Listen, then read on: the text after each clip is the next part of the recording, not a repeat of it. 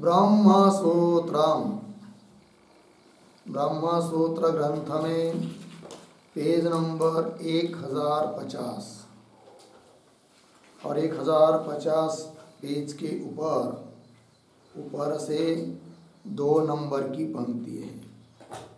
सूत्र आ रहा है न तत्सहभावाश्रुते इत्यादि।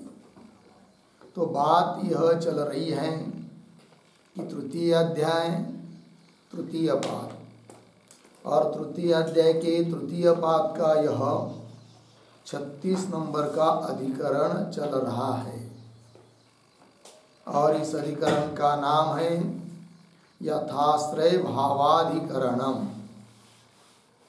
ठीक। और इस अधिकरण का विचार विषय बताया था कि यज्ञादि कर्म के जो अंग, उन अंगों के आश्रय से रहने वाली जो उपासनाएं, उनका अनुष्ठान किस तरह से होवे, ये प्रश्न था। अर्थात अंगों की तरह समुच्चय नियम से अनुष्ठान हो अथवा यथा काम यथेच्छ उनका अनुष्ठान हो, ये प्रश्न। जबकि पूर्व पक्षी ने इस अधिकरण के 4 सूत्रों के द्वारा इस बात को सिद्ध किया है कि उन अंगाश्रित उपासनाओं का अनुष्ठान अंगों की तरह समुच्चय नियम से ही होना चाहिए। ये पूर्व पक्षी ने अपनी बात कही, किंतु उनका पूर्व पक्षी का कहना ठीक नहीं है। अतः उनका निराकरण करने के लिए सिद्धांत की बात आ रही है। ये जो 65 और 66 नंबर के 2 सूत्र है, यह सिद्धांतियों के सूत्र है।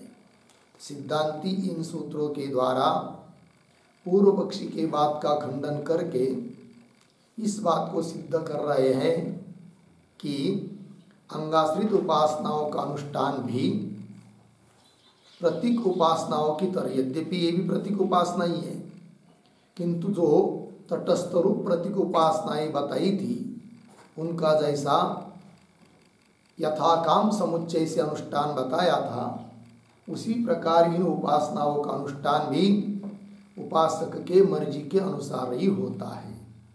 इस बात को बताना है सूत्र के माध्यम से। अतः पहले सूत्र का उच्चारण और अर्थ कर लेते हैं, फिर उसके ऊपर जो भाष्य है उसका विचार करेंगे। तो सूत्र है न वा तत्सहभावाश्रुतेः, न वा तत्सहभावाश्रुतेः। ठीक। तो लिखते हैं सूत्रावतरणम, सूत्रावतरणम बराबर यस्य यस्मिन्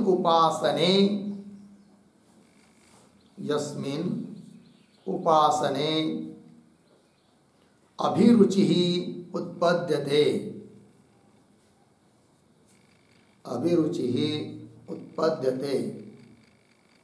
अर्धविराम सह तत्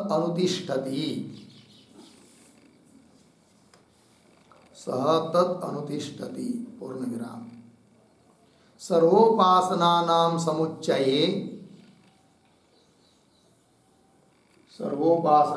समुच्चये न प्रमाणम अस्ति किंवा प्रमाणम न अस्ति,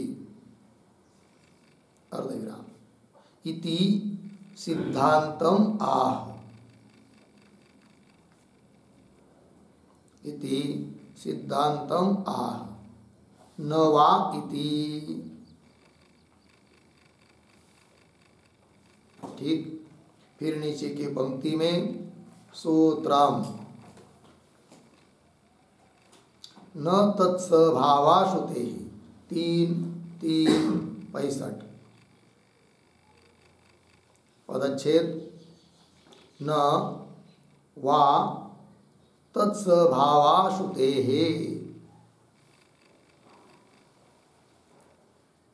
नीचे की पंक्ति में पदार्थोक्ति प्रतीक वा, बराबर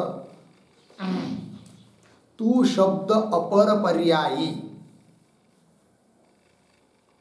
तू शब्द अपर पर्यायी वा शब्द शंका विच्छेदनार्थः, शंका विच्छेदनार्थः अस्ति। पूर्णविराम। विरागे प्रतीक न बराबर अंगाश्रित उपास्तीनाम, अंगाश्रित उपास्तीनाम अंगवत समुच्चय नियमः नास्ति, समुच्चय नियमः नास्ति। पूर्णविराम। आगे कौंस में कुतः, कुतः प्रश्न चिन्ह आगे की तरफ बांध देकर कौंस बांध। फिर आगे प्रतीक तत्सभावाश्रुतेः बराबर उद्धरण चिन्ह में ग्रहम वा गृहीत्वा, ग्रहम वा गृहीत्वा उद्धरण चिन्ह बन इत्यादिना, इत्यादिना यथा अंगानाम, यथा अंगानाम सहभावः श्रूयते, सहभावः श्रूयते अर्धविराम। तद्वत्, तद्वत् तासाम उपासनानाम, तासाम उपासनानाम सहभावस्य, सहभावस्य बराबर समुच्चयस्य, समुच्चयस्य अश्रुतेः बराबर अश्रवणात्, अश्रुतेः बराबर अश्रवणात् समुच्चय नियमः नास्ति, समुच्चय नियमः नास्ति अर्धविराम। किंतु यथा काम्यम, यथा काम्यम समुच्चयस्य विकल्पः किंवा समुच्चयः विकल्पः वा भवति, यथा काम्यम समुच्चयः विकल्पः वा भवति इति सिद्धान्तः, इति सिद्धान्तः। ठीक है, हो गया। अर्थ देखिए भाई, तो सूत्रावतरण में लिख रहे हैं यस्य, यस्य उपासकस्य, यस्मिन उपासने अभिरुचि, जिस उपासक की, जिस उपासना में अभिरुचि हो, रुचि हो, प्रीति हो, स तत् अनुतिष्ठति, वह उसका अनुष्ठान करेगा। सर्वोपास्तीनाम समुच्चये प्रमाणम न अस्ति, अंगाश्रित उपासनाओं का समुच्चय नियम से सब मिलकर उनका अनुष्ठान अंगों की तरह होना ही चाहिए, इस बात के लिए कोई प्रमाण नहीं है। इस सिद्धांत को बोल रहे हैं सूत्र के माध्यम से। तब सूत्र आया न वा तत्सभावाश्रुते, 3:3 फिर नीचे पदार्थोक्ति में लिख रहे वाह, तो तू शब्द का अपर पर्याय, तू शब्द का पर्यायवाची शब्द दूसरा वाह शब्द यहाँ पर है। अर्थात इस सूत्र में जो वाह शब्द आया है उसका अर्थ है तू। फिर तू क्या शब्द कर रहा है, अर्थात वाह शब्द क्या बता रहा है, पूर्व पक्षी की शंका का निराकरण करने के लिए यह वाह शब्द आया है, जो तू अर्थ में यहाँ पर आया है। तो तू शब्द पर पर्यायी वाह शब्द शंका विच्छेदनार्थ, शंका की निवृत्ति के लिए है। फिर आगे प्रतीक आया न, तो अंगाश्रित उपासती नाम, अंगों के आश्रित उपासनाओं का अंगवत, अंग की तरह समुच्चय नियम नास्ति, साथ साथ सबको मिलकर ही अनुष्ठान कर लेना चाहिए, ऐसा कोई नियम नहीं है। क्यों? कारण क्या है? कुतः? तो हेतु दे रहे, तत्स्वभाव अश्रुते है। उन अंगाश्रित उपासनाओं का सहभाव अर्थात साहचर्य अर्थात समुच्चय नियम बताने के लिए कोई श्रुति का प्रमाण नहीं है। अतः हम लोग उन उपासनाओं का सहभाव समुच्चय संग्रह नहीं कर सकते, नहीं मान सकते, ये सिद्धांती कह रहे हैं। तो तत्स्वभाव अश्रुते हैं।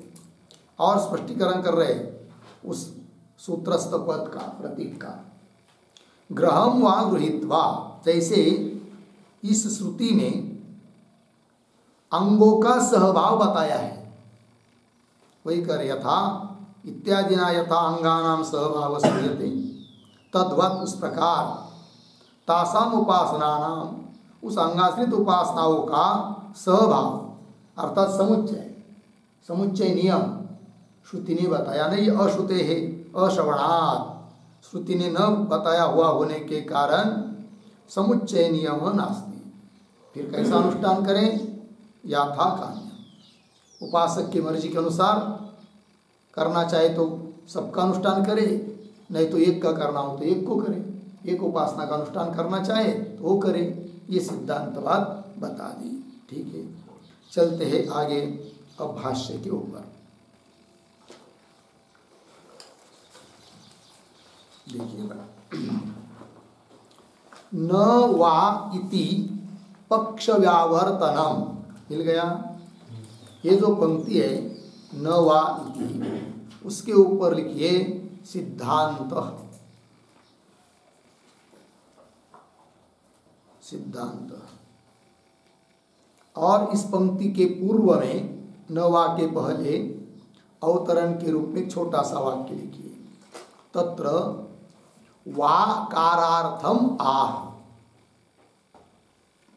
तत्र वाकारार्थम आह न इति। ठीक है, सूत्रस्थ पदों में से जो वा शब्द है उसका अर्थ बता रहे हैं। तो न वा इति मतलब न वा इत्यादियों में जो वा शब्द है, वा इति पक्ष व्यावर्तन अर्थात पूर्व पक्षी की व्यावृत्ति के लिए, पूर्व पक्ष का खंडन के लिए, निराकरण करने के लिए आया है वा शब्द। आगे चलते हैं। न यथाश्रय भाव आश्रितानाम उपास्तीनाम भवितुम अर्हति। ठीक, शब्दों का अन्वय, आश्रितानाम उपासनानाम, पीछे यथाश्रय भाव, आगे भवितुम, फिर वाक्य के आरंभ में न अंतिम में अर्हति। ठीक है, और ये जो पंक्ति चालू हुई है न इत्यादि से, उसके पूर्व में बहुत छोटा एक वाक्य लिखिए, नए पदम व्याचष्टे, नए पदम व्याचष्टे न यथा इति। ठीक, सूत्र में आया हुआ जो न पद है उसकी व्याख्या कर रहे हैं न यथा इत्यादि पंक्ति से। तो अन्वय के अनुसार अर्थ देखिए, आश्रितानाम उपासनानाम, आश्रित अंगों के आश्रित जो उपासनाएं हैं उन उपासनाओं का यथाश्रय भाव भवितुम न अर्हति। यथाश्रय भाव मतलब क्या? तो उनका, उन उपासनाओं का जो आश्रय है अंग, उनकी तरह भाव उपासनाओं का नहीं है। मतलब जैसे अंगों के लिए समुच्चय अनुष्ठान का नियम है, क्योंकि यज्ञ के जो अंग होते हैं उन सबका अनुष्ठान करेंगे उस प्रधान अंगी यज्ञ के साथ, तभी फल मिलता है।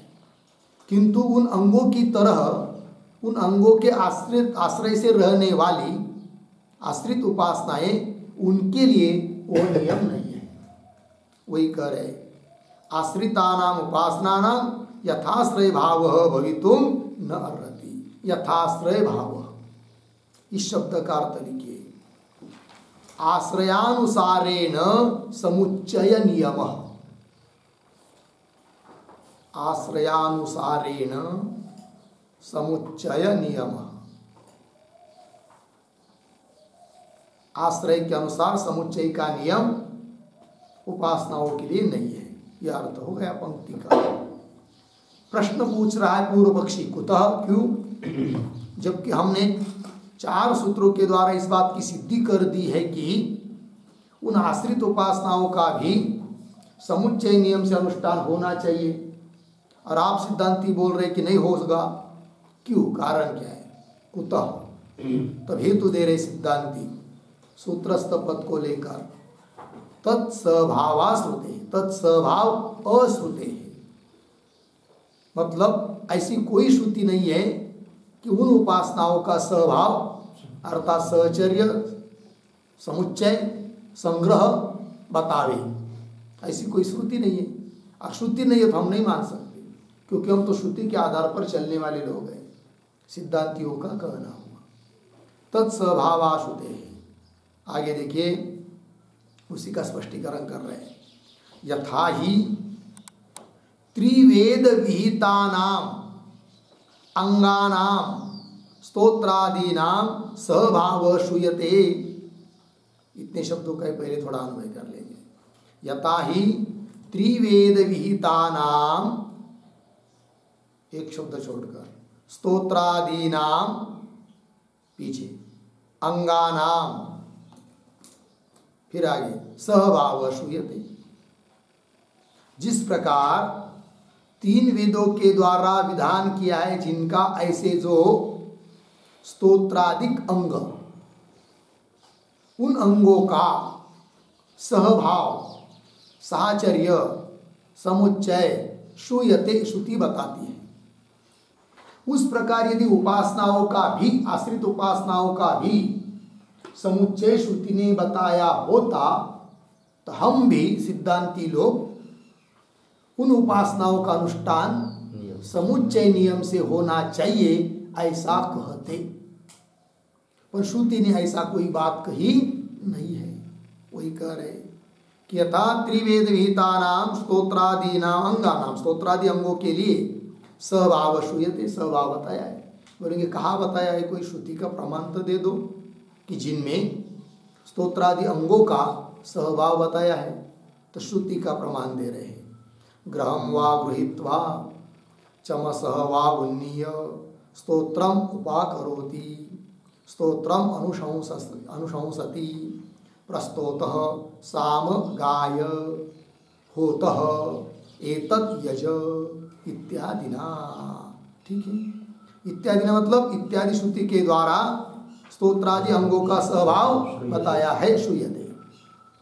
तो क्या अर्थ है इस पंक्ति का, श्रुति का? तो ग्रहम वा गृहीत्वा, ग्रह यज्ञ पात्र विशेष, उस यज्ञ पात्र विशेष का ग्रहण करके, अथवा चमसम वा उन्नीय, चमस भी एक दूसरा यज्ञ पात्र का ही होता है, चमस, उसको उठाकर क्या करें? स्तोत्रम उपाकरोति, स्तोत्र का आरंभ करता है। उपाकरोति, उपाकरोति का अर्थ लिखिए आरंभम करोति, स्तोत्र का आरंभ करता है। ठीक, फिर आगे स्तोत्रम अनुशंसति, उसके बाद आरंभ करके स्तोत्र का पाठ करता है। अनुशंसति मतलब पठति, स्तोत्रम अनुशंसति, स्तोत्रम पठति, स्तोत्र का पाठ करता है। फिर आगे प्रस्तोत, हे प्रस्तोता साम गाय, तुम साम का गान करो, गायन करो। फिर आगे होत, हे होत, हे होता, संबोधन में होत, हे होता एतत् यज, इसका यज याज्य करो, ये सब बता दिया। अर्थात इस श्रुति ने बहुत सारे अंगों का स्वभाव बताया है। उस प्रकार उपासनाओं का स्वभाव नहीं बताया है। तो ये जो श्रुति है उसमें अलग अलग वेद में कहे हुए अंगों का स्वभाव बताया है। तो कौन वेद में कौन अंग बताया है और जिनका स्वभाव इस श्रुति ने कहा है, इस बात को समझने के लिए इस श्रुति के आधार पर एक पंक्ति लिख लेते, एक छोटी सी टिप्पणी लिखेंगे। स्तोत्र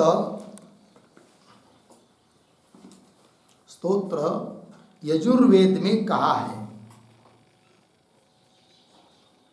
यजुर्वेद में कहा है पूर्ण विराम। साम यह साम वेद में बताया है, साम यह साम वेद में बताया है। और याज्ञा, याज्ञा कौंस में लिखिए, अध्वर्युणे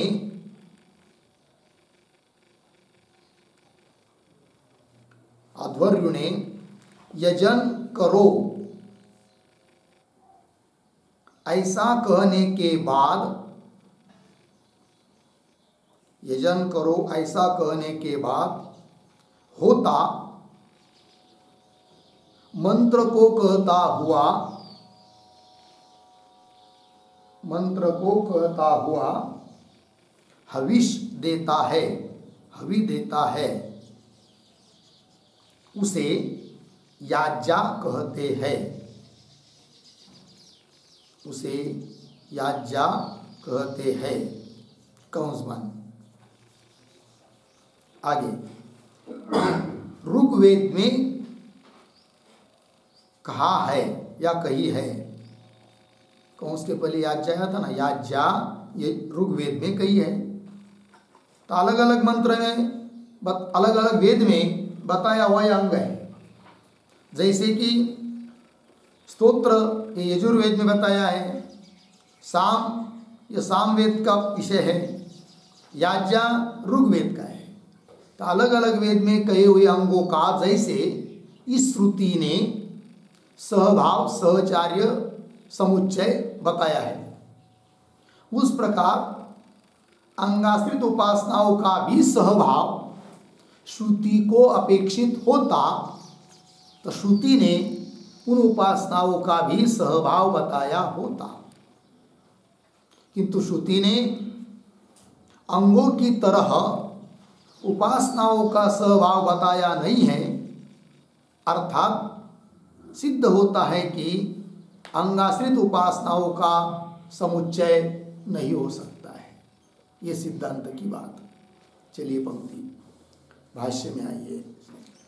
तो ग्रहम व गृहीत्वा इसकी पूर्व पंक्ति में कहा था ना, यथा ही त्रिवेद विहितम, तीन वेद में बताया हुआ स्तोत्रादिक अंगों का सहभाव श्रुति ने बताया है। तो तीन वेद में कहे हुए अलग अलग अंग कौन कौन, वो इस श्रुति में बताया, ग्रहम व गृहीत्वा इसमें, और तीनों का स्वभाव ये श्रुति बता रही है। वही कहा ग्रहम व गृहीत्वा चमसम व उन्नीय स्तोत्रम उपाकरोति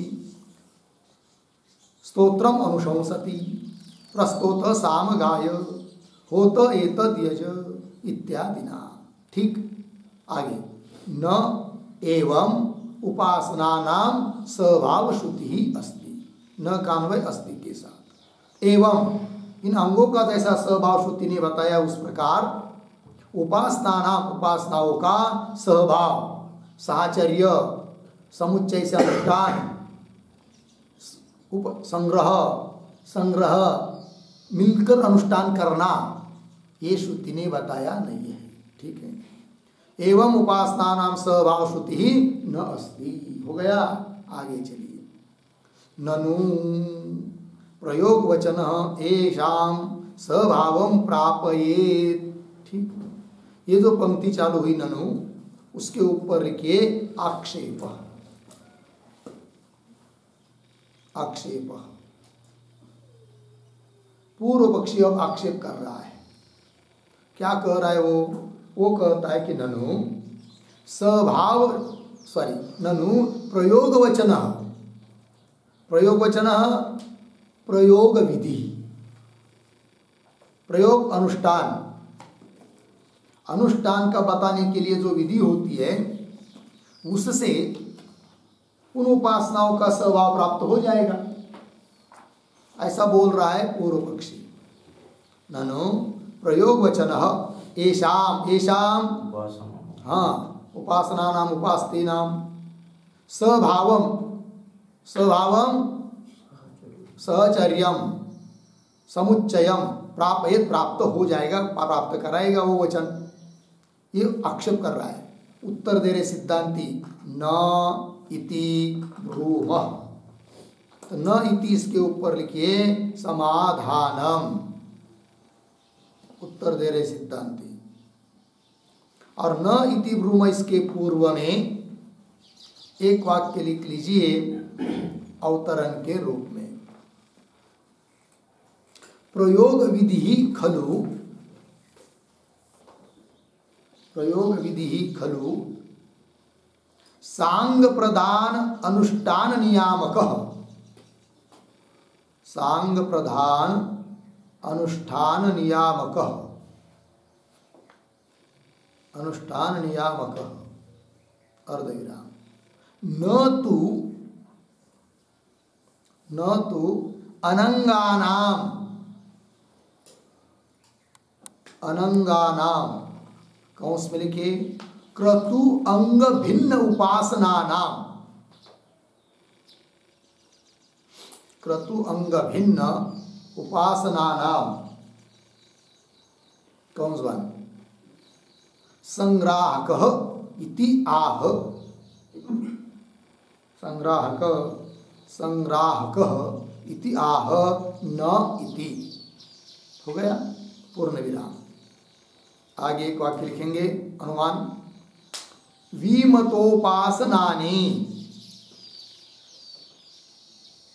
विमतोपासनानि क्रतौ न समुचित, क्रतौ क्रतौ आगे न समुचित्य, न समुचित्य अनुष्ठेयानि,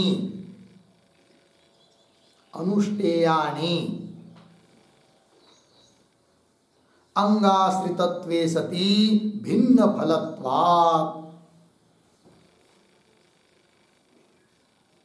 अंगाश्रितत्वे सति भिन्न फलत्वात् गोदोहनवत् इति भावः, गोदोहनवत् इति भावः। ठीक है, देखो भाई अर्थ। तो उत्तर दे रहे सिद्धांती की प्रयोग विधि खलु निश्चयवाचक अव्यय सांग प्रधान अनुष्ठान नियामक, प्रयोग विधि नियामक है, अनुष्ठान का नियामक है। किसके अनुष्ठान का? सांग प्रधान, अंग सहित प्रधान का जो अनुष्ठान, अंग प्रयाजादि प्रधान मुख्य याग दर्श पूर्णमास वगैरह, तो अंग सहित प्रधान याग के अनुष्ठान का नियामक होती है कौन? प्रयोग विधि, प्रयोग वचन। वह प्रयोग वचन उनका संग्रह नहीं होगा जो अनंग है, अर्थात यज्ञ के अंग नहीं है, उनका संग्रह नहीं करेगा वो वचन। अर्थात वो प्रयोग वचन, प्रयोग विधि उनका ही संग्रह समुच्चय से अनुष्ठान बताएगा वो वचन। किनका? कि जो अंग है और प्रधान अंगी यज्ञ है। जो बाहर की चीज है, जो अंग नहीं है यज्ञ के, उनका संग्राहक वो वचन नहीं है। न तो अनंगाना, और यहाँ पर प्रस्तुत प्रसंग में अंगाश्रित उपासनाएं भी यज्ञ के अंग नहीं है, तो उनका संग्रह को कैसा बनेगा फिर वचन? अर्थात नहीं बनेगा। क्रतुअंग भिन्न उपासना का है न अनांगानाम संग्राहक इतिहास, इसी बात को बोल रहे हैं न इति ब्रूम इत्यादि पंक्ति के द्वारा। तो जो बात सिद्धांती कहेंगे उससे एक अनुमान भी तैयार हो जाता है। तो अनुमान का आकार आपको अभी ही लिख के दिया। क्या? विमतोपासना, ऐसी उपासनाएं कि जिनके बारे में विरुद्ध मत उपस्थित हुआ है, अंगाश्रित उपासनाओं के बारे में। जबकि पूर्व पक्षी कहता है समुच्चय नियम से अनुष्ठान होना चाहिए, सिद्धांती कहते नहीं नहीं, यथा काम समुच्चय होना चाहिए या विकल्प होना चाहिए, यथा काम। तो मतभेद हुआ, तो वाद विवाद हो रहा है उसके बारे में। तो विमत ऐसी उपासना ही पक्ष क्रतौ यज्ञ में न समुचित्य अनुष्ठेयानि साध्य, समुच्चय नियम से वो अनुष्ठान करने योग्य नहीं है। बोलेंगे क्यों? हेतु दे रहे हैं अंगाश्रितत्वे सति भिन्न फलत्व, अंग के आश्रित होती हुई उनका फल भिन्न है कि नहीं? अतः समुच्चय नियम से अनुष्ठान उनका नहीं होगा। उदाहरण दे रहे, दृष्टांत गोदोहन पात्रवत, गोदोहन पात्र है तो उस पात्र का ग्रहण करना वो पुरुषार्थ के लिए होता है कि नहीं? वो कोई अंगादि समुच्चय अनुष्ठान के लिए नहीं होता है। उसका विचार पीछे हो चुका है 3:42 में, ठीक है? वो आ रहे भाष्य पंक्ति में स्वयं गोदोहनवत इति भाव। ठीक, आइए न इति ब्रूमः, तो इस पंक्ति से क्या कहना चाहते सिद्धांती वो बता दिया आपको। ठीक, तो आगे देखिए न इति ब्रूमः, क्या? पुरुषार्थत्वात् उपासना नाम, उपासना पुरुषार्थ के लिए, पुरुष के लिए है, पुरुषार्थ के लिए, अर्थात सिद्ध होता है कि वो यज्ञ के अंग नहीं है और यज्ञ के लिए नहीं है, यज्ञ के अंग नहीं है, यज्ञ के लिए नहीं है, अतः उनका समुच्चय अनुष्ठान प्रयोग विधि नहीं बताएगी। यदि वो उपासना भी यज्ञ के अंग होती तो जरूर प्रयोग वचन उनका भी समुच्चय से अनुष्ठान बताता। बात लगी? पंक्ति को देखिए, पुरुषार्थत्वात् उपासना नाम, उपासना ही पुरुषार्थ के लिए है। फिर प्रयोग वचन क्या करता है वो दे रहे आगे, प्रयोग वचन वचनो ही कृत्वर्थानाम उद्गितादीनाम स्वभावम प्रापयेत। ठीक, तो ये जो पंक्ति है प्रयोग वचन इत्यादि, उसके पूर्व में छोटा वाक्य लिखे अवतरण, उक्तम एव व्यक्तीकरोति, उक्तम एव व्यक्तीकरोति प्रयोग वचन इति। ठीक, चलो भाई, जो अभी अभी बात कही है पीछे की 1-2 पंक्ति से, उसी का स्पष्टीकरण कर रहे इस पंक्ति से भगवान भाष्यकार। क्या कह रहे? प्रयोग वचन, प्रयोग वचन प्रयोग विधि, प्रयोग बताने वाला विधान वाक्य, प्रयोग वचनो ही कृत्वर्थानाम उद्गितादीनाम, कृत्वर्थ यज्ञ के लिए जो उद्गितादिक अंग है उनका स्वभावम प्राप्त, उनका स्वभाव को बताती है, स्वभाव प्राप्त करा देती है, न कि उपासना होगा, क्योंकि उपासना कृत्वर्थ नहीं है किंतु पुरुषार्थ के लिए है, दिया है ना वहां पर, पुरुषार्थत्वात् उपासना नाम, उपासना क्रतु के अंग नहीं है, पुरुषार्थ के लिए है। अतः उन उपासनाओं का स्वभाव वह प्रयोग वचन नहीं बता सकता, ये बात बता दी। स्वभाव प्राप्त होगा इतना। आगे उद्गितादि उपासनानि कृत्वर्थाश्रयाणि अपि गोदोहनादिवत् पुरुषार्थानि इति अवोचाम पृथग्भ्य प्रतिबंध फलम, ब्रह्मसूत्र है 3:42 इत्यत्र। ठीक है, थोड़ा शब्दों का अन्वय करेंगे, एक शब्द छोड़कर आगे, कृत्वर्थाश्रयाणि अपि,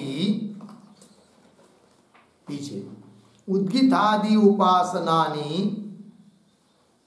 फिर आगे गोदोहन, आगे सरल है, अर्थ को देखिए, कृत्वर्थ आश्रयाणि अपि विशेषण है, उद्गितादि उपासनानि इसका, क्रतु यज्ञ, कृत्वर्थ उस यज्ञ के अंग, आश्रय उन अंगों के आश्रय से रहने वाली, कौन? उद्गितादि उपासना। यज्ञ के जो अंग हैं उन अंगों के आश्रय से यद्यपि रह रही है उपासना, उद्गितादि उपासना, अपि उद्गीतादि उपासनानी, तो भी वो गोदोहनादिवत पुरुषार्थानी, जैसे गोदोहन पात्र का स्वीकार करना ये पुरुषार्थ के लिए बताया था, न कि किसी यज्ञ के अंग के रूप में, उसी प्रकार ये उपासनाएं भी पुरुषार्थ के लिए है, क्रतु के लिए नहीं है। तो गोदोहनादिवत पुरुषार्थानी, पुरुषार्थ के लिए है, पुरुष के लिए है। इति अवोचाम, ऐसा हमने पीछे कह दिया है। कहाँ पर बताया है? तो पृथक ध्य प्रतिबंध फलम ब्रह्मसूत्र 3:42, तीसरा अध्याय तीसरा पाद 42 सूत्र। वहाँ पर उस अधिकरण में गोदोहन आदि पात्र की बहुत सारी चर्चा हो चुकी है। ठीक है, हो गया इतनी बात। आगे चलिए। अयम एव च उपदेशाश्रय विशेष अंगानां तद अलंबनानां च उपासनानां यद एकेषां कृत्वर्थत्वम् एकेषां पुरुषार्थत्वम् इति। ठीक है, चलो पहले थोड़ा शब्दों का अन्वय करेंगे। बीच में है अंगानाम तद आलंबनानाम च उपासनानाम, इतनी बात हुई। थोड़ा पीछे आइए। उपदेशाश्रय, उसके पीछे अयम एव च, एक शब्द छोड़कर आइए, विशेष। फिर उत्तरार्ध के आगे थोड़ा लाएंगे, यद एकेषां कृत्वर्थत्वम् एकेषां पुरुषार्थत्वम्। अर्थ को देखिए, और अर्थ को देखने के पहले अयम एव इत्यादि जो पंक्ति है उसके पूर्व में छोटा सा एक अवतरण वाक्य लिखेंगे। लिखते हैं उद्धरण चिन्ह में शिष्टश्च, शिष्टेश्च, 3:62 ब्रह्मसूत्र, उद्धरण चिन्ह बन। इति उक्तम निरस्यति अयम इति। ठीक है, शिष्टेश्च इति उक्तम निरस्यति, अर्थात पूर्व पक्षी ने अपनी बात सिद्धि करने के लिए शिष्टेश्च इस सूत्र के द्वारा जो बात कही है उसका निराकरण कर रहे हैं सिद्धांती। वहां पर बताया था पूर्व पक्षी ने शिष्टार्थात उपदेश विधान होने के कारण, क्योंकि उपासनाओं का विधान हुआ है अंगों की तरह, तो विधान होने से भी अंग के समान उनका समुच्चय नियम से अनुष्ठान होना चाहिए, ऐसा बोला था। कौन? पूर्व पक्षी। क्योंकि जैसे अंगों का उपदेश है उसी प्रकार उपासनाओं का भी उपदेश श्रुति ने किया है, ऐसा हेतु को दिया था। उसका निराकरण करना है इस पंक्ति से। अन्वय के अनुसार को देखिए भाई, अंगानाम तद आलंबनानाम च उपासनानाम, उपासनानाम इसका विशेषण है तद आलंबनानाम, और तद आलंबनानाम इसका अर्थ लिखिए अंग आश्रितानाम। तद मतलब अंग, और आलंबनानाम का अर्थ है आश्रितानाम, अंग आश्रितानाम। ठीक है, देखो तो एक बात हो गई अंगों की, अंगानाम। दूसरे हैं तद आलंबनानाम च उपासनानाम, उस अंगों के आश्रय से रहने वाली उपासनाओं का क्या? उपदेश आश्रय अयम एव विशेष, विशेष भेद भिन्नता। उपदेश आश्रय, उपदेश के निमित्त से, उपदेश के आधार पर, यही उनकी विशेषता है। उपदेश से ही मालूम पड़ रहा है क्या विशेषता है, वो दे रहे आगे। यद एकेषां कृत्वर्थत्व, और एकेषां पुरुषार्थत्व, ये विशेषता मालूम पड़ रही है, उपदेश के आधार पर रही है। तो यद कि एकेषां का ऊपर लिखिए अंगानाम कृत्वर्थत्व, तो जो यज्ञ के लिए अंग बताया है वो अंग बताया है वो यज्ञ के लिए बताया है, क्रतु के लिए बताया है। एकेषाम अंगानाम क्रत्वार्थत्वम्। अच्छा, उपदेश में उपासना भी बताई है, किंतु वो किस लिए? तो कह रहे एकेषाम, आगे का जो एकेषाम शब्द है अभी, एकेषाम पुरुषार्थत्वम्, उस एकेषाम का अर्थ लिखिए उपासना नाम पुरुषार्थत्वम् इति। ठीक, तो बात ये लगी कि उपदेश के आधार पर ही यह निर्णय होता है, मालूम पड़ता है कि अंग जो है वह यज्ञ के लिए है और उपासना जो है वह पुरुषार्थ के लिए है। तो अलग अलग उनका उद्देश्य है। अतः हे पूर्व पक्षी, तुमने जो शिष्टेश्च सूत्र के द्वारा बात कही है कि जैसे अंगों का उपदेश हुआ है वैसा उपासनाओं का भी उपदेश हुआ है, अतः साथ साथ जैसा अंगों का अनुष्ठान होता है वैसा उपासना का भी हो जाए, ये तुम्हारा कहना ठीक नहीं है। क्योंकि वही उपदेश के आधार पर दोनों की विशेषता मालूम ये पड़ती है कि अंग जो है वह यज्ञ के लिए बताए गए हैं और उपासना पुरुषार्थ के लिए बताई गई है। अतः दोनों का उद्देश्य अलग अलग होने के कारण जैसे अंगों का समुच्चय नियम से अनुष्ठान होता है वैसा उपासनाओं का होना चाहिए, ये आप नहीं बोल सकते। सिद्धांति ने खंडन कर दिया पूर्व पक्षी का। हो गया इतनी बात, आगे चलिए। परम च लिंगद्वयम् अकारणम उपासन स्वभावस्य क्यों श्रुति न्यायाभावात्। पहले शब्दों का थोड़ा अन्वय करेंगे। च, फिर पीछे परम लिंगद्वयम्, फिर एक शब्द छोड़कर उपासन स्वभावस्य, पीछे अकारणम, फिर अंतिम में श्रुति न्यायाभावात्। हो गया। चलिए, और ये जो पंक्ति चालू हो रही ना परम इत्यादि, उसके पूर्व में एक वाक्य लिखिए छोटा सा अवतरण के रूप में। तो उद्धरण चिन्ह में लिखेंगे समाहारात्,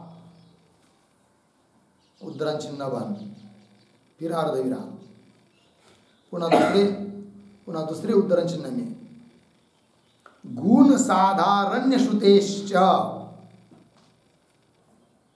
उद्धरण चिन्ह बंद, इति उक्तम लिंगद्वयम् अपि,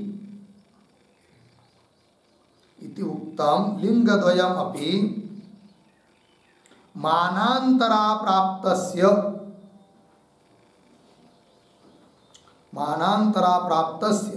द्योतकम् अर्धविराम न स्वयं साधकम्, न स्वयं साधकम् अर्धविराम अर्थवादस्तत्वात् इति आह, अर्थवादस्तत्वात् इति आह परम इति। ठीक है, देखो भाई अर्थ।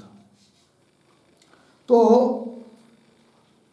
पूर्व पक्षी ने अपनी बात सिद्ध करने के लिए पीछे समाहारा और गुण साधारण्य श्रुतेश्च, इन दो सूत्रों के द्वारा श्रुति को उद्धृत करके फिर लिंग प्रमाण दिखाकर इस बात की सिद्धि करने का प्रयास किया कि अंगाश्रित उपासनाओं का अनुष्ठान समुच्चय नियम से होना चाहिए, किंतु वह भी पूर्व पक्षी का कहना ठीक नहीं है। ठीक है, किंतु क्यों? तो दे रहे, देखिए समाहारा गुण साधारण श्रुतेश्च इति उत्तम लिंग द्वयम्, दो लिंग जो बताया है, द्योतक चिन्ह बताया है, वो भी क्या कहते हैं मानांतरा प्राप्त से द्योतकम्, अन्य मान से प्राप्त जो बात है अन्य उसके द्योतक है, किंतु न स्वयं साधकम्, स्वयं वो इस बात को सिद्ध नहीं कर रहे हैं कि उपासनाओं का अनुष्ठान समुच्चय नियम से हो। वो तो अन्य बात प्राप्ति के लिए वो अन्य चीज है, वो अर्थवाद वाक्य में आया हुआ बात है, दोनों जगह की भी वो श्रुतियाँ, और उस अर्थवाद वाक्य में होने के कारण उसको लिंग मानकर किसी बात की सिद्धि तब होगी जब और किसी श्रुति या और श्रुति और युक्ति का आधार रहेगा, किंतु अन्य कोई श्रुति और युक्ति है ही नहीं है। अतः केवल उस अर्थवाद वाक्य में आए हुए लिंग के अनुसार इस बात की सिद्धि नहीं हो सकती कि अंगाश्रित उपासनाओं का अनुष्ठान समुच्चय नियम से हो। यही बात कही जा रही है भाष्य पंक्ति में। आइए, च परम लिंगद्वयम, परम मतलब आगे वाले, क्योंकि शिष्टेश्च सूत्र के उत्तर दे दिया, फिर उसके आगे आया है समाहारा गुण साधारण्य श्रुतेश्च। इसमें जो दो लिंग बताए गए हैं, ठीक है, होतृपदना क्या है, होतृषदनात् ह एव अपि दुरुद्गीतम अनुसमाहरति, ये बात ठीक है ना। और इधर भी तेन इयं त्रयी विद्या वर्तते इत्यादि, ये सब बात जो दो सूत्रों के द्वारा पूर्व पक्ष ने बताई है। ठीक, आइए, च परम लिंगद्वयम, क्या, उपासन सहभावस्य अकारणम, अकारणम शब्द का अर्थ लिखिए अप्रमाणम, वो प्रमाण नहीं हो सकते। क्यों, हेतु दिया, श्रुति न्यायाभाव, श्रुति और न्याय इनका क्या है, अभाव होने के कारण।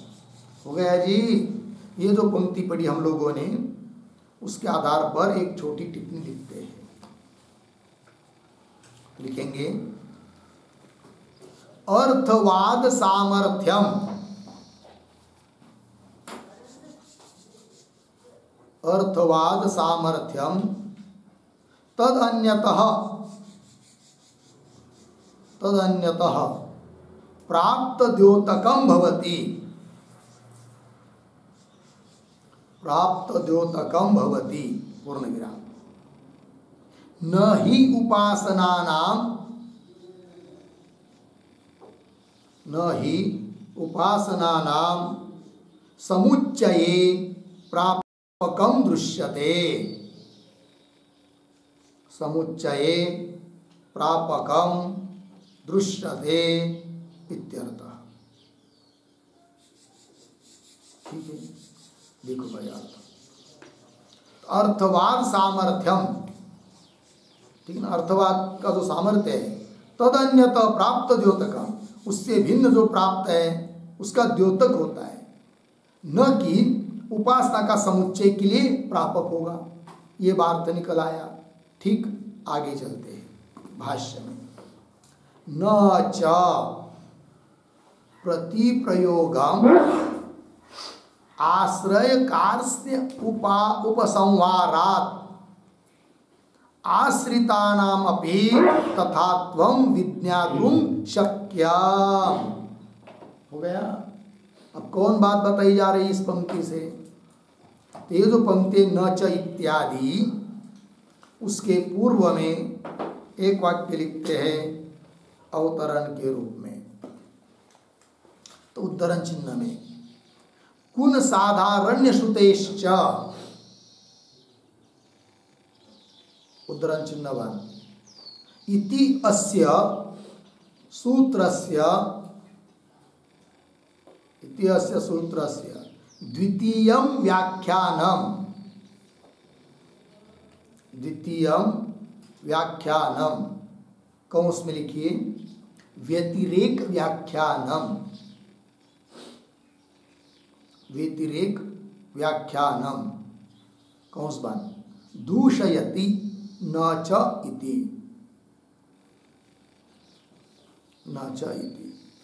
ठीक है, देखो भाई अर्थ। तो अभी जो पीछे सूत्र गया है गुण साधारण श्रुतेश्च, इसका, इस सूत्र का जो दूसरा व्याख्यान किया गया था अथवा इत्यादि पंक्ति से, व्यतिरिक्त व्याख्यान, उसका निराकरण कर रहे अब भगवान भाष्यकार। बात लगी? पंक्ति को देखिए। न च हो गया ना इतनी बात। न च प्रतिप्रयोगम आश्रय कार्ष्ण्य उपसंहारात् आश्रितानामपि तथात्वं विज्ञातुं शक्यम। वाक्य के आरंभ का जो न है उसका अन्वय शक्यम के साथ, न शक्यम। अब पंक्ति का अर्थ देखिए, प्रतिप्रयोगम, प्रतिप्रयोग प्रति अनुष्ठान, यज्ञादिकों का अनुष्ठान। तो प्रत्येक अनुष्ठान में, यज्ञादि के अनुष्ठान में आश्रय कार्ष्ण्य उपसंहारत, संपूर्ण आश्रयों का उपसंहार होने से, कार्ष्ण्य मतलब संपूर्ण, आश्रय मतलब अंग, संपूर्ण अंगों का उपसंहार, संग्रह, समुच्चय, सहचार्य, साहचर्य होने से आश्रितानामपि तथात्वं विज्ञातुं न शक्यम। आश्रितानाम, आश्रित कौन है? अंगों के आश्रित उपासना है। तो उपासनाओं में भी तथात्वं, तथात्वं, तथात्वं साहचर्यम, अंगवत साहचर्यम विज्ञातुं न शक्यम, ज्ञातुं न शक्यते, नहीं जाना जा सकता है। अर्थात आश्रित उपासनाओं का साहचर्य नहीं किया जा सकता है, क्योंकि प्रति प्रयोग में उपसंग्रह, संग्रह जो किया जाता है वो किनका? संपूर्ण कार्य, संपूर्ण आश्रयों का, अंगों का, अंगों का संग्रह किया जाता है, अंगों का साथ साथ अनुष्ठान बताया जाता है, न कि अंगाश्रितों का, है कि नहीं? वही कह रहे हैं, प्रति प्रयोगम, प्रत्येक यज्ञादिक के अनुष्ठान में आश्रय अंगादिक, उनका कार्ष्ण्य, वो संपूर्ण अंगों का उपसंहार होने पर भी, होने से, उपसंहारा संग्रह होने पर भी, होने से ये नहीं क्या जाना जा सकता है कि आश्रितानामपि उपासनानामपि तथात्वं विज्ञातुं न शक्यम। कारण क्यों? हेतु दे रहे, अतत्प्रयुक्तत्वात् उपासनानाम, उपासनानाम अतत्प्रयुक्तत्वात्, ये बात है। अतत्प्रयुक्तत्वात् इसका अर्थ लिख लीजिए, आश्रय प्रयुक्तत्व अभावात्, आश्रय प्रयुक्तत्व अभावात्, ठीक है। तत् मतलब आश्रय, अतत् मतलब आश्रय से प्रयुक्त नहीं है। कौन? उपासना। आश्रय के आश्रित रह रही है उपासना, किंतु आश्रय का समुच्चय हो, उसके साथ साथ फिर आश्रित का समुच्चय हो, ऐसा बात नहीं है। आश्रय से प्रयुक्त नहीं है वो, आश्रय से प्रेरित नहीं है, कि आश्रय के जैसी नचने वाली नहीं है। कौन? आश्रित उपासना है। तो बोलेंगे फिर आश्रय की तरह नहीं काम कर रही है उपासनाएं, जो कि आश्रय को, आश्रय में रह रही है ना, अंगों में रह रही है, आश्रित है वो, और आश्रय जैसा हो रहा है वैसा नहीं करेंगे उनको, तो फिर आश्रय में रह रही है, ये क्यों बोला जा रहा है? बताने की जरूरत क्या है? फिर आश्रय क्या वो अंग के आश्रित रहती है करके उपासना, ऐसा क्यों कहते हो? फिर ये भी प्रश्न उठेगा, तो प्रश्न उठाएंगे, उत्तर भी देंगे आगे की पंक्तियों में। तो अतत्प्रयुक्तत्वात् उपासनानाम, इतनी बात लगी। आगे चलिए, आश्रय तंत्राणि अपि ही उपासनानि कामम आश्रयाभावे मा भुवन न तु आश्रय सहभावेन सहभाव नियमम अर्हन्ति। देखिए भाई, बहुत काम की बात है। तो ये जो पंक्ति चालू हो रही है, आश्रय तंत्राणि इत्यादि, उसके पूर्व में एक वाक्य लिख लीजिए, अवतरण के रूप में लिखेंगे, तत्प्रयुक्तत्व अभावे,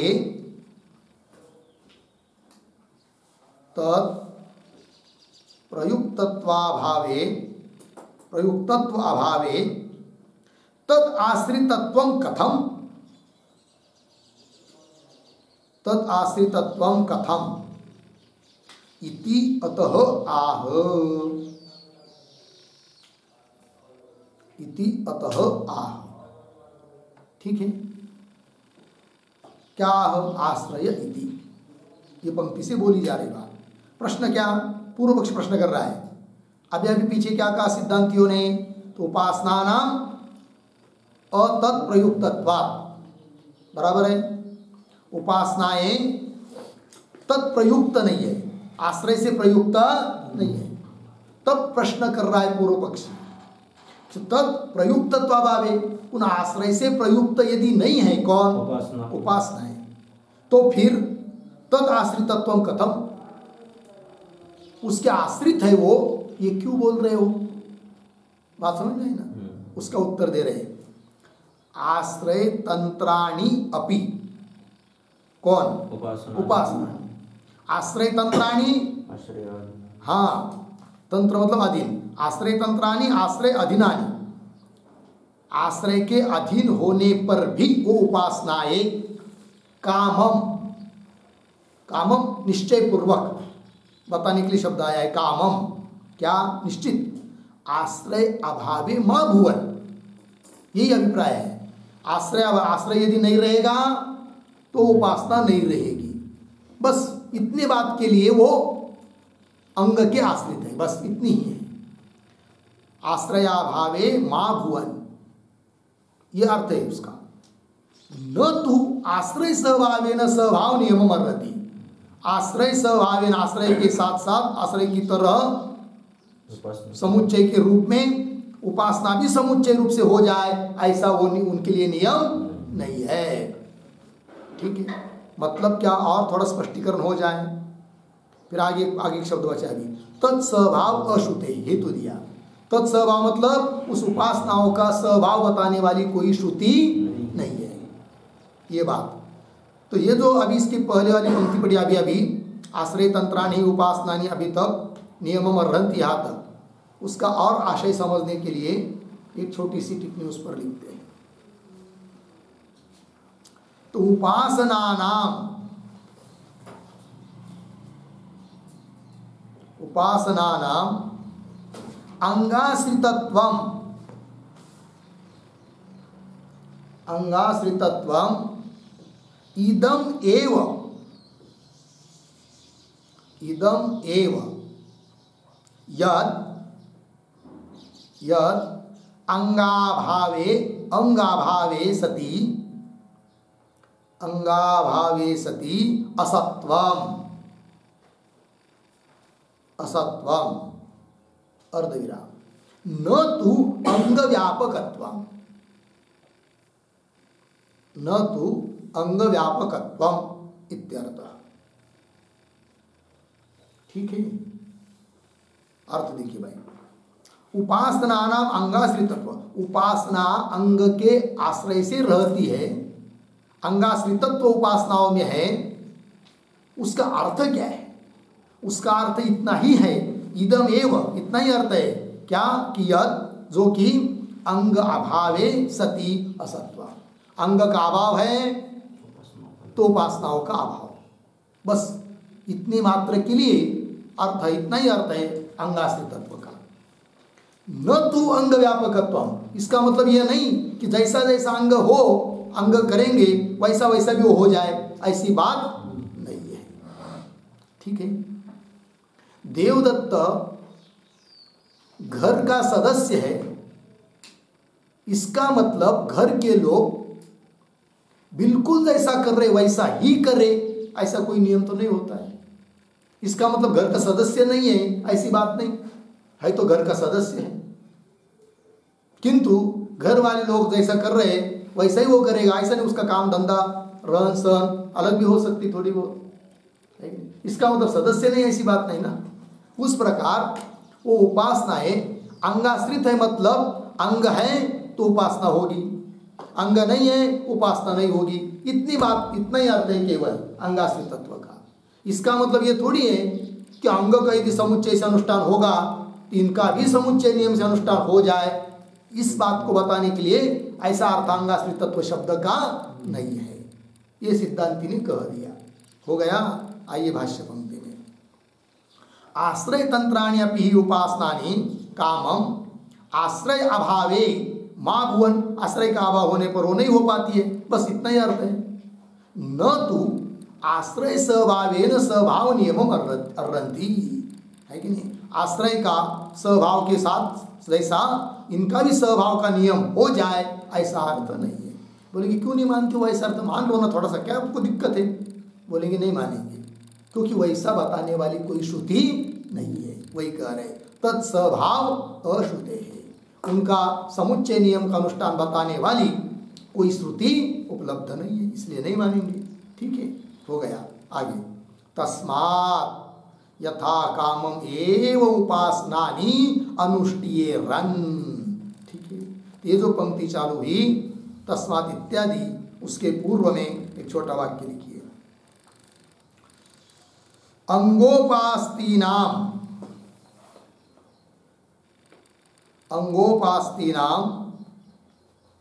अंगवत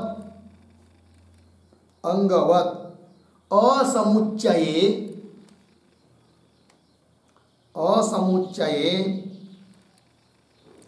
प्रतीक दृष्टिवत यथारुचि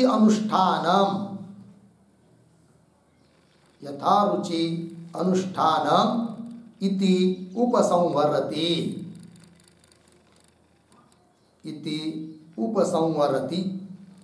तस्मात् इति। हो गया जी। चलिए भाई अर्थ को देखिए,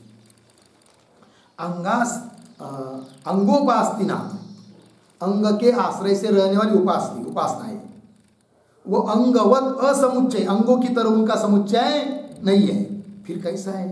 प्रतीक दृष्टिवत, प्रतीक उपासना की तरह, तटस्थ रूप जो प्रतीक उपासनाएं बताई थी ना पीछे, उसकी तरह यथा रुचि अनुष्ठान, बस उपासक की रुचि के अनुसार उन उपासनाओं का अनुष्ठान है।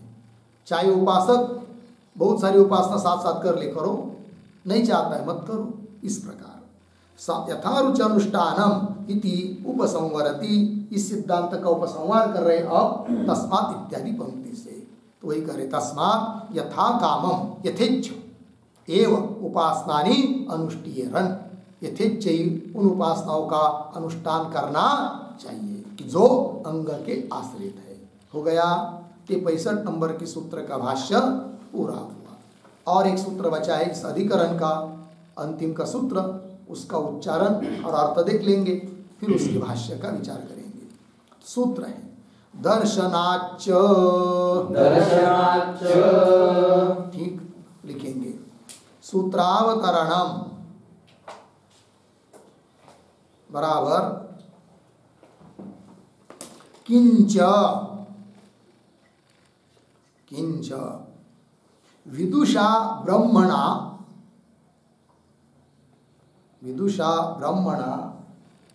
अन्येषां ऋत्विजाम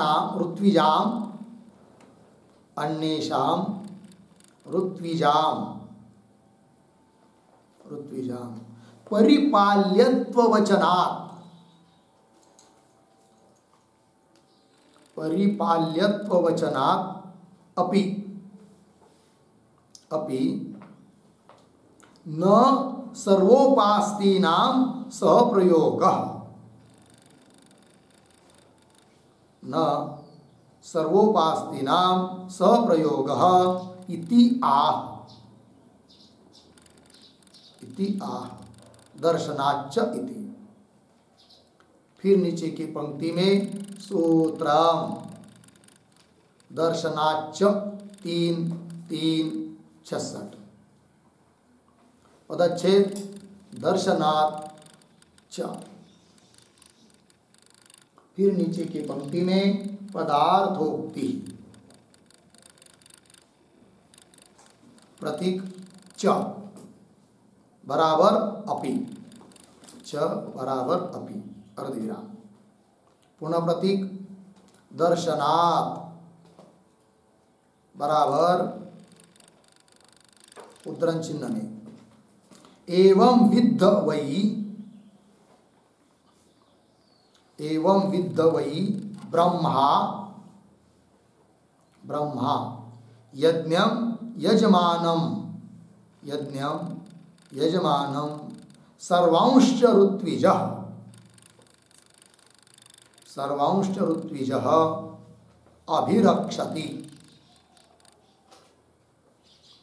अभिरक्षति उद्धरण चिन्ह बन। छांदोग्य 4:17-10 4:17-10 कौंस में लिखिए, ऐसा जानने वाला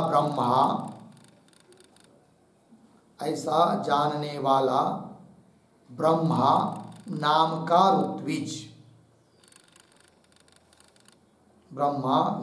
ऋत्विज यज्ञ यजमान और अन्य समस्त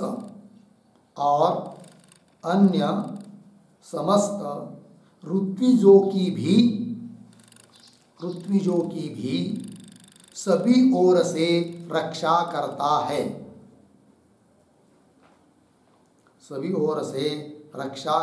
है। उद्धरण चिन्ह बन, कौंस बन। आगे, इत्यादि श्रुतौ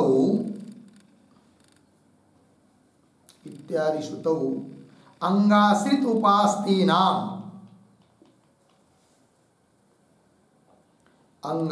उपास्तीनां समुच्चय अभावस्य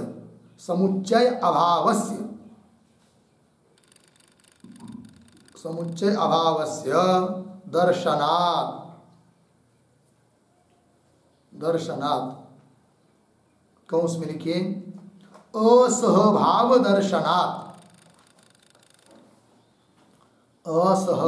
दर्शनात् कौंस बन अर्धविराम। न तासाम समुच्चय शंकावसरः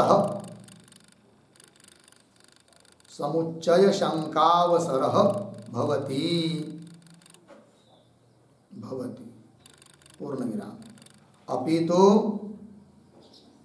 अपितु तेषां यथेष्टं समुच्चयः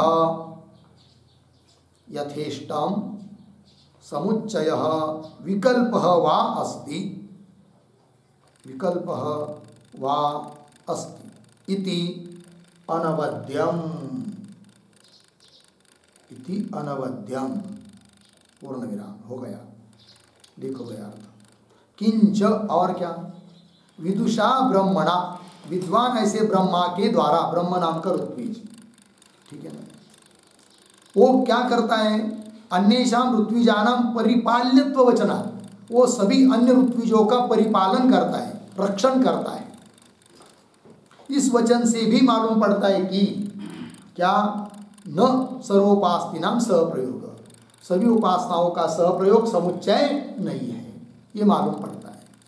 वही बता रहे सूत्र के द्वारा, सूत्राया दर्शनाच, पदार्थोक्ति में लिख रहे च मतलब अपि, और भी क्या, दर्शनात् मतलब एवं विद्ध वै ब्रह्मा, इस प्रकार का जानने वाला ब्रह्मा, किस प्रकार का वो सब लिखाएंगे भाष्य में। तो जानने वाला ब्रह्मा मतलब ब्रह्मा नाम का ऋत्विज क्या करता है, यज्ञ को, यजमान को और बाकी के सभी ऋत्विजों को रक्षण करता है, ऋत्विजों का रक्षण करता है, सबका रक्षण करता है सभी ओर से। इत्यादि श्रुति में अंगाश्रित उपास्तीनाम समुच्चय अभाव से दर्शनात्, अंगों के आश्रय से रहने वाली उपासनाओं का समुच्चय बताया नहीं है, समुच्चय का अभाव। यदि उस अंगाश्रित उपासनाओं का समुच्चय अपेक्षित होता तो ब्रह्मा जैसे यज्ञ यजमान आदि को की रक्षण करता है, उस प्रकार उपासनाओं को भी बताता है या रक्षण करता है, सब कुछ वाक्य होता, किंतु ऐसा तो है नहीं, है नहीं। वही कह रहे हैं समुच्चय अभाव से दर्शनात् मतलब असहभाव दर्शनात्। इसलिए न तासाम समुच्चय शंकावसर, उनका उन उपासनाओं का समुच्चय होना चाहिए, ऐसे शंका के लिए भी अवसर नहीं है। फिर कैसा अनुष्ठान करे उनका अंगाश्रित उपासनाओं का, तब करे। अपितु तेषां यथेष्टम समुच्चय, अपने मन से समुच्चय अथवा विकल्प रूप से अनुष्ठान करना चाहिए। इति अनवद्यम, अनवद्यम निर्दुष्टम दोष रहितम इत्यर्थः। ठीक है, चलिए भाई भाष्य में। दर्शयति च श्रुति असहभावम प्रत्ययानाम। ठीक, इतने शब्दों का अन्वय। श्रुति ही च, आगे प्रत्ययानाम उसके पीछे, असहभावम शुरू में दर्शयति। ठीक है, और ये जो पंक्ति चालू हुई है दर्शयति इत्यादि, उसके पूर्व में एक वाक्य लिखी छोटा सा, सूत्रम सूत्रम विभजते, सूत्रम विभजते दर्शयति इति। सूत्र का विभजन मतलब स्पष्टीकरण कर रहे हैं दर्शयति इत्यादि पंक्ति से। देखिए भाई, श्रुति च, श्रुति क्या, प्रत्ययानाम, प्रत्ययानाम उपासनानाम असहभावम दर्शयति। असहभावम, असहभावम असहचर्यम, असहभावम कर देंगे असहचर्यम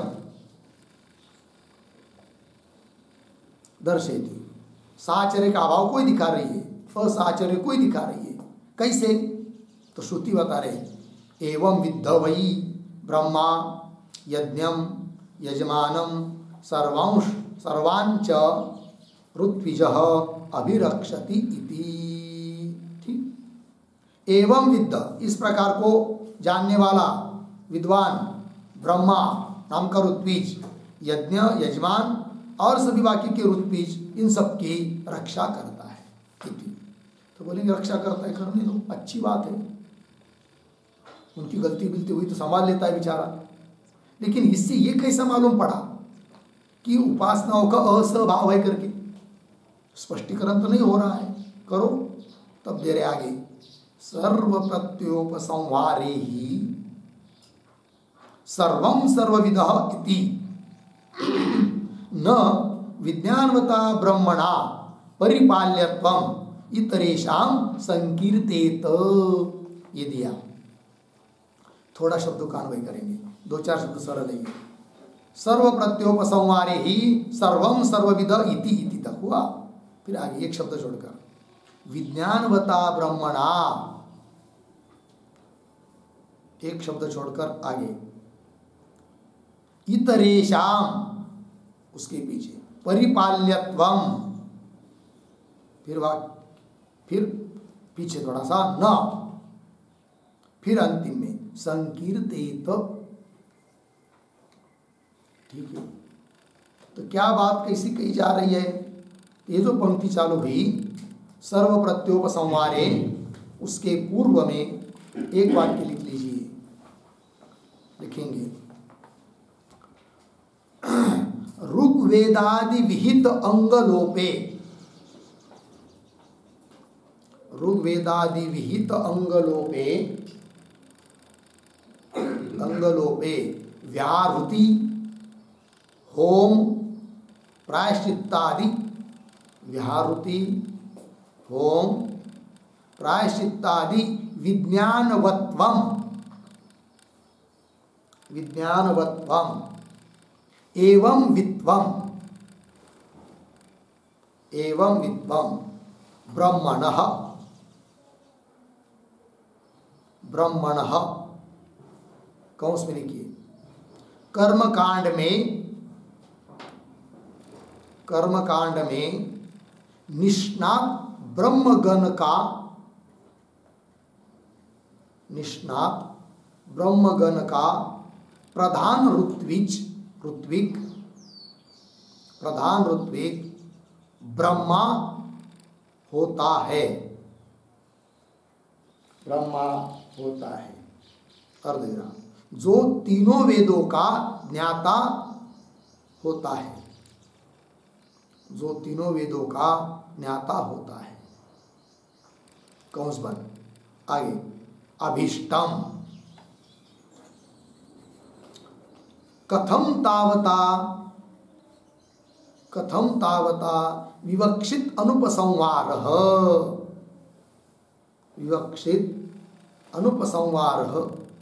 अर्धविराम तत्र आह सर्व प्रत्योपसंहारे इति। देखो भाई अर्थ, तो ऋग्वेदादिविद अंगलोपे, ऋग्वेद में विधान किया गया जो यज्ञ के अंग आदि है, समझ लीजिए उनका अन्य ऋत्विजों के द्वारा लोप हो गया, उच्चारण नहीं हो पाया। तो सबको संभालने वाला होता है कौन? वहां पर है मुख्य ऋत्विज, जिसका नाम है ब्रह्मा।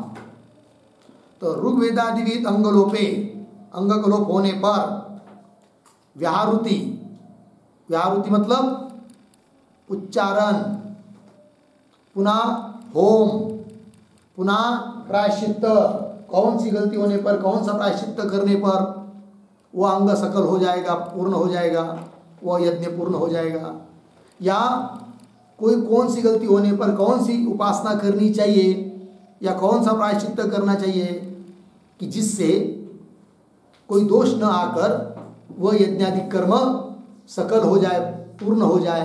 इस सभी बात को जो जानता है, ऐसा ब्रह्मगण का मुख्य ऋत्विज, जिसका नाम है ब्रह्मा। अलग अलग गण होते, होत्रगण, ब्रह्मगण। तो ब्रह्मगण का मुख्य होता है यह ऋत्विज, ब्रह्मा जिसको कहते हैं, और तीनों वेदों का वो ज्ञाता होता है। ठीक है, वही करें। तो होम प्रायश्चित्तादि विज्ञानवत्वम, इन सभी बात को जो जानता है उसको, उसके लिए श्रुति ने कह दिया एवं विद्ध। ऐसा है ना, क्या है? एवं विद्ध मतलब इस प्रकार का विद्वान, जानने वाला। एवं विद्ध, एवं विद्वम किसका? ब्रह्मण अभिष्टम, ऐसा ब्रह्म के लिए अभिष्ट है, अपेक्षित है, इस प्रकार का विद्वत्ता वो। लेकिन वो ब्रह्मा कौन है, इसके लिए भी समझने के लिए कौंस में आपको लिख के दिया। कर्मकांड में निष्णात ब्रह्मगण का प्रधान ऋत्विक ब्रह्मा होता है, जो तीनों वेदों का ज्ञाता है। और उसमें ब्रह्मवित्व मतलब इन सभी बातों को जो जान रहा है, होम, व्याहृति, प्रायश्चित्त आदि आदि सभी बातों को। कथम बर बोलेंगे, ठीक है, इस प्रकार का ब्रह्मा होता है, विद्वान होता है, सबको पालन करने वाला होता है, मान लिया। किंतु कथम तावता विवक्षित अनुपसंहार, ये बताओ, इतनी बात से जो आपने कथा अभी तक कही, उससे विवक्षित अनुपसंहार कैसा सिद्ध होता है वो बताओ। क्योंकि सभी उपासनाओं का असमुच्चय बताना है ना, अनुपसंहार, वो कैसा सिद्ध होगा ये कहो। विवक्षित अनुपसंहार तत्र आह, उस बात को बता रहे फिर इस पंक्ति से। तो पंक्ति को देखिए, सर्व प्रत्ययोपसंहारे ही, प्रत्यय उपासना, समझ लीजिए सभी उपासनाओं का अनुष्ठान, अंगाश्रित सभी उपासनाओं का अनुष्ठान समुच्चय रूप से होता, किया जाता, तो सभी ऋत्विज उसको करते। और सभी ऋत्विज यदि उसको करते करेंगे तो सभी बात को जान रहे हैं, और सभी बात को जान रहे हैं तो सभी विद्वान हो गए। तो ब्रह्मा उनका पालन करता है, रक्षण करता है, ऐसा श्रुति क्यों बताती? जबकि श्रुति बता रही है, इसका मतलब ब्रह्मा को छोड़कर बाकी के जो ऋत्विज है उन्होंने उन सभी आश्रित उपासनाओं का अनुष्ठान नहीं किया है। और क्यों नहीं किया है? कि उस प्रकार का विधान नहीं है, अर्थात समुच्चय से उनका अनुष्ठान नहीं है, इस प्रकार बताया जा रहा है। देखिए भाई, सर्व प्रत्ययोपसंहारे, सभी उपासनाओं का उपसंहार मतलब संग्रह, समुच्चय, नियम से अनुष्ठान यदि होता तो क्या ही सर्वम, सर्वविदः, सर्व मत सर्वे ना, सर्वे शब्द है ना वहां पर, सर्वे चाहिए। सर्वे मतलब सभी ऋत्विज, बहुवचन, सभी ऋत्विज, सर्वविद सबको सब जानने वाले होते, सर्वविद इति, ऐसा होने पर क्या फिर विज्ञानवता ब्रह्मणा, विद्वान ऐसे ब्रह्मा के द्वारा इतरेषां परिपाल्यत्वम, अन्यों का वो परिपालन करता है, रक्षण करता है, ऐसी बात न गई होती, न संकीर्तित। किंतु जब क्या ऐसा संकीर्तन हुआ है, इसका मतलब बाकी के ऋत्विज समुच्चय रूप से उन उपासनाओं का अनुष्ठान करते नहीं है। क्यों नहीं करते? उस प्रकार का विधान नहीं, विधान होता तो करते। अर्थात समुच्चय अनुष्ठान के लिए कोई विधान नहीं है और न तो समुच्चय से अनुष्ठान करना चाहिए। समुच्चय नियम से अनुष्ठान नहीं है, अंगाश्रित उपासनाओं का यथेच्छ अनुष्ठान है। ये बात सिद्ध हो गई फिर। ठीक, ये जो पंक्ति है ना बीच में आया है ना सर्वविधः इत्यादि, उसके आधार पर एक वाक्य लिख लीजिए टिप्पणी। सर्वविधः शब्द का पर्यायवाची शब्द सर्वविधः पद आया है ना, मतलब सर्व विज्ञानवंत। सर्वविधः का अर्थ सर्व विज्ञानवंत, सर्वविधः का अर्थ सर्व विद्या ज्ञानवंत। सर्व विद्या ज्ञानवंत, पूर्ण विराम। आगे चलिए, यदि अर्थ लिख रहे हैं, यदि सर्वोपासना का, यदि सर्वोपासना का समुच्चय होता तो, समुच्चय होता तो सभी ऋत्विज,